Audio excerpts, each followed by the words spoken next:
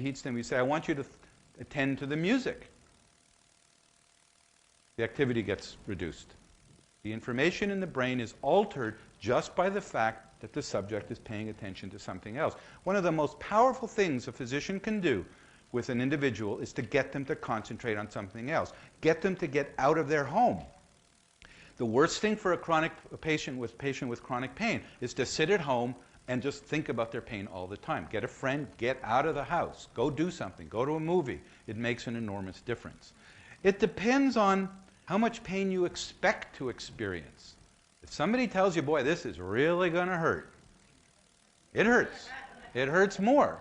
And you say, well, you know, that can't be. It doesn't make sense. It's the same stimulus. Well, here's an imaging study. Here's the amount of activity produced when you tell the subject, this is going to hurt.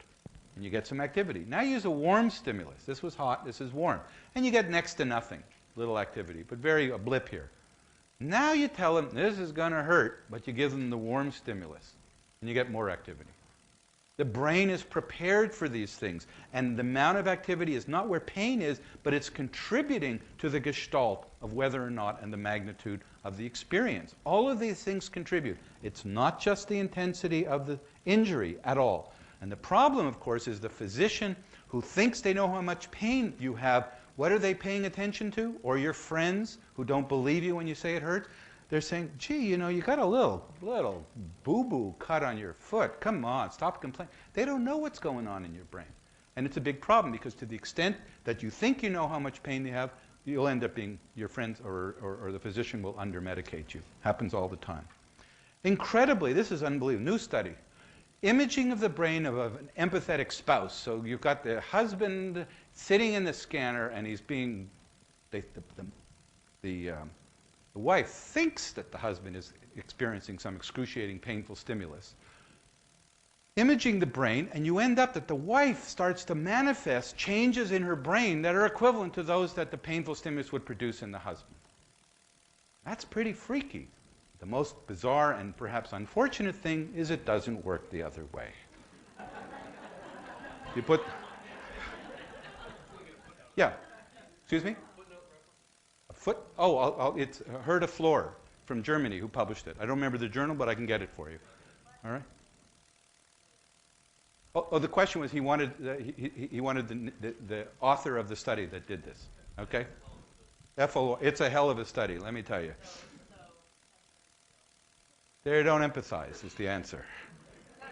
Is that a big surprise? No. What can we conclude? You cannot predict. And I'm talking to a physician here and to the friends of someone with a pain problem. You must never assume you know the magnitude of quality of somebody else's pain. You listen, you believe. If you don't believe them, just disappear. If a physician thinks the person is a crock, send him to someone else because you're going to be doing them a disservice. It happens all the time. People inevitably underestimate and people get under-medicated.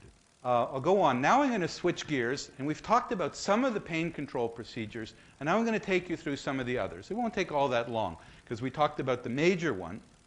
But what I want to talk about is opiates in particular. Now, we talked about things that work locally. In other words, if you burn your hand, you know, you don't kick yourself in the foot, right? You do things on your hand. You rub your hand, you shake it. I talked about sort of localized acupuncture. It actually has a name, dermatomal acupuncture. And we believe it's an interaction of large and small fibers. Very straightforward.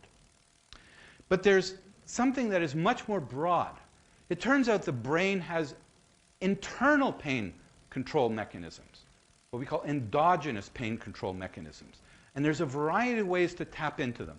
Some of them you've heard of, like the endorphins. I'm going to talk about that.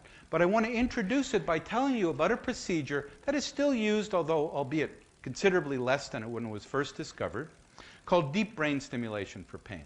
So this is only used for patients who really nothing is working and they can't take, morphine might work, but the side effects are intolerable. And so this is what you're left with and what is done, and it's based on work in animals, where here's an X-ray of an individual who had an electrode implanted in their brain. Now, the procedure is done while the subject is awake, the patient is awake, because you anesthetize the scalp and the dura, the covering of the brain. You open it up. The brain itself